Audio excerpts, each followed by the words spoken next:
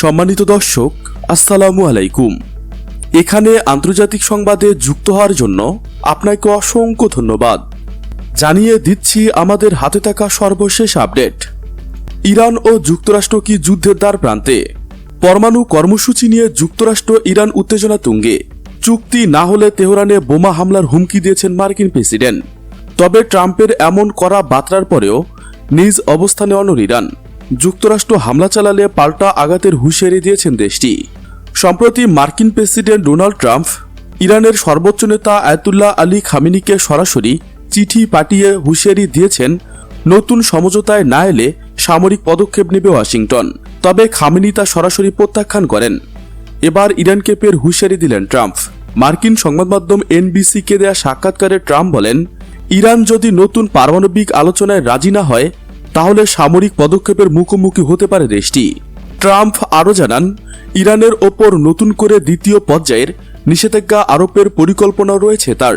তবে Donald Trump ইরানকে পারমাণবিক আলোচনা নিয়ে বোমা হামলার হুমকি দেওয়ার কয়েক ঘণ্টা পর এর প্রতিক্রিয়ায় ক্ষেপণাস্ত্র প্রস্তুত রাখার কথা জানান তেহরান।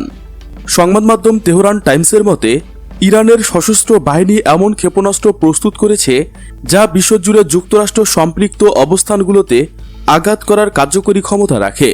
প্রতিবেদনে দাবি করা হয়েছে, এই উৎক্ষেপণ প্রস্তুত ক্ষেপণাস্ত্রগুলোর বেশিরভাগই দেশ জুড়ে ছড়িয়ে ছিটকিয়ে থাকা ভূগর্ভস্থ স্থাপনাগুলোতে অবস্থিত, যা বিমান হামলা মোকাবেলা করার জন্য ডিজাইন করা হয়েছে। এছাড়া যুক্তরাষ্ট্র বোমা হামলা চালালে তাদের জন্য শক্তিশালী প্রতিঘাত অপেক্ষা করছে বলে হুঁশিয়ারি করেছেন ইরানের সর্বোচ্চ ধর্মীয় নেতা আয়াতুল্লাহ আলী খামেনি। বিশ্লেষকদের মতে, ইরানের এই অনড় অবস্থানের পিছনে 2018 সালে ট্রাম্পের নেওয়া সিদ্ধান্তের প্রভাব রয়েছে। ট্রাম্প ক্ষমতায় এসে 2015 সালে পরমাণু চুক্তি থেকে একতরফাভাবে যুক্তরাষ্ট্রকে সরিয়ে দেন। এরপরে ওয়াশিংটন ইরানের ওপর কঠোর নিষেধাজ্ঞা আরোপ করে, যা দেশটির অর্থনীতিকে বিপর্যস্ত করে তোলে। এদিকে মধ্যপ্রাচ্যে সামরিক সক্ষমতা বাড়াচ্ছে যুক্তরাষ্ট্র, টার্গেট ইরান ও ইয়েমেন। মধ্যপ্রাচ্যে মার্কিন সামরিক ক্ষমতা বাড়াতে অতিরিক্ত যুদ্ধবিমান মোতায়েনের নির্দেশ দিয়েছেন মার্কিন প্রতিরক্ষামন্ত্রী পিট হেগসেথ। দেশটির প্রতিরক্ষা দপ্তর পেন্টাগনের প্রধান মুখপাত্র শন পার্নেল এক বিবৃতিতে তথ্য জানান। হেগসেথের নির্দেশ, যুদ্ধজাহাজ ইউএসএস হ্যারি ট্রুম্যান এবং এর সঙ্গে থাকা নৌবহর মধ্যপ্রাচ্যে মার্কিন সেনাবাহিনীর নিয়ন্ত্রণাধীন এলাকায় অবস্থান করবে। এটি সর্বশেষ উত্তর লোহিত সাগরে ছিল, যেখান থেকে ইয়েমেনে বিমান হামলা চালাচ্ছে মার্কিন বাহিনী। পেন্টাগন জানান, ইউএসএস কার্ল ডিমনস ও ক্যারিয়ার স্ট্রাইক গ্রুপ 1 এর যুদ্ধ বিমানগুলো ইন্দো প্যাসিফিকের মিশন শেষ করে মার্কিন সেন্ট্রাল কমান্ডোর সেটকম অধিক্ষেত্রে এরিয়া অব রিপ্রেজেন্টেটিভে প্রবেশ করবে। মধ্যপ্রাচ্যে তেহরানের জন্য ঠিক কোন ধরনের যুদ্ধবিমান পাঠানো হবে পেন্টাগন তা জানায়নি। বিবৃতিতে পেন্টাগনের প্রধান মুখপাত্র বলেন, সেনকমের সামুদ্রিক অবস্থানকে শক্তিশালী করতে প্রতিরক্ষামন্ত্রী অতিরিক্ত স্কোয়াড্রন ও অন্যান্য বিমান সরঞ্জাম মোতায়েনের নির্দেশ দিয়েছেন, যা আমাদের আকাশ প্রতিরক্ষা সক্ষমতা বাড়াবে। কমপক্ষে 4টি B-2 স্পিড স্টিলস যুদ্ধবিমান ভারত মহাসাগরের ড্রেওয়াডা গার্সিয়া দ্বীপে অবস্থিত যুক্তরাজ্যের যৌথ সামরিক ঘাঁটিতে স্থানান্তর করা হয়েছে। বিশ্লেষকরা ধারণা করছেন, এই যুদ্ধ বিমানগুলো ইয়েমেনের সম্ভাব্য আক্রমণের জন্য প্রস্তুত করা হচ্ছে, কারণ এর আগে এগুলো এই ধরনের একটি অভিযানেও ব্যবহার করা হয়েছিল। যুক্তরাষ্ট্রের এমন পদক্ষেপকে ইরানের দিকে স্পষ্ট ইঙ্গিত হিসেবে দেখা হচ্ছে, যা যুক্তরাষ্ট্রের সামরিক উপস্থিতি বাড়ানো এবং তেহরানকে একটি অনুকূল চুক্তি মেনে নিতে বাধ্য করার কৌশল। B-2 যুদ্ধবিমান GBU-57 এর মতো শক্তিশালী বোমা বহনে সক্ষম। এসব বোমা গোপন সামরিক ও পারমাণবিক অবকাঠামোয় হামলা করতে সক্ষম।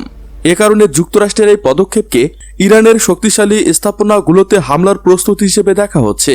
বিবৃতির শেষে বলা হয়েছে, হেগসেথ স্পষ্ট করেই বলেছেন, যদি ইরান বা তার মিত্ররা মধ্যপ্রাচ্যে মার্কিন সেনা এবং স্বার্থের জন্য হুমকি হয়, তাহলে যুক্তরাষ্ট্র মার্কিন জনগণকে রক্ষার জন্য সিদ্ধান্তমূলক পদক্ষেপ নেবে।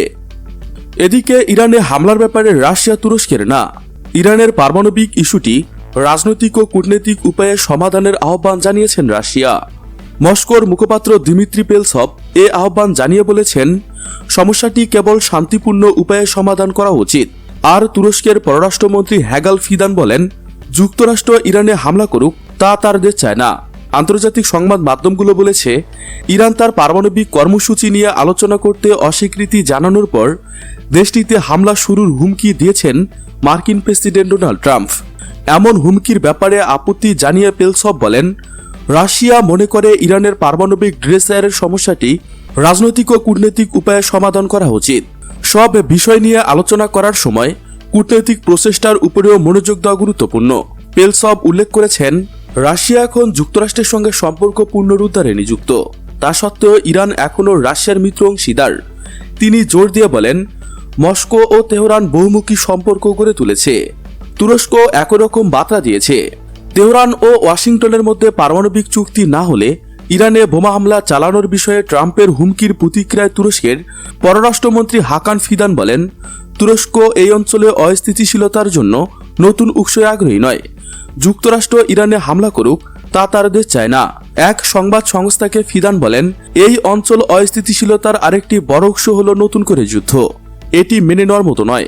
এ ধরনের হামলার ক্ষেত্রে কি ধরনের উত্তেজনা দেখা দিতে পারে তাও অজানা। তাই ইরানের ওপর কোনো মার্কিন হামলা তুরস্ক দেখতে চায় না। অতীতের মতো উভয় পক্ষ ও আগ্রহী পক্ষের দ্বারা শান্তিপূর্ণ আলোচনার আয়োজন দেখতে হবে। গত 30 মার্চ ইরানে হামলার হুমকি দেয় ট্রাম্প। তিনি বলেন, পারমাণবিক আলোচনা ব্যর্থ হলে 2 সপ্তাহের মধ্যে ইরানের ওপর অতিরিক্ত শুল্ক আরোপ করা হবে। চুক্তি সম্পূর্ণ প্রত্যাখ্যান করলে দেশটির ওপর নজিরবিহীন বোমা হামলার হুমকি দেয় তিনি। এমন হুমকির পর ইরানি কর্মকর্তারা করা সতর্ক বার্তা দিয়েছেন। তারা বলেছেন, ইরানের ওপর যে কোনো আক্রমণের জবাব দ্রুত ও কঠোরভাবে দেওয়া হবে। সুপ্রিয় বন্ধুরা, ভিডিওটি ভালো লাগলে লাইক দিয়ে আপনার ফেসবুক বন্ধুদের সঙ্গে শেয়ার করুন।